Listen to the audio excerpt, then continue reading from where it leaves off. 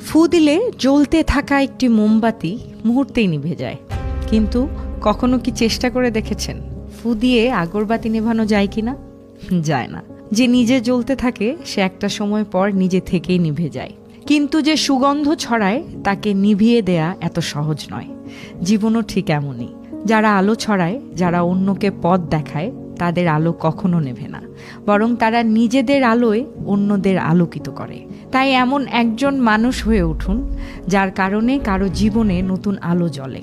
এমন একজন মানুষ হয়ে উঠুন যার হাত ধরে কেউ আবার নতুন করে পৃথিবী দেখতে শেখে। কারো হাসির নেপথ্যের নীরব আনন্দ হয়ে উঠুন।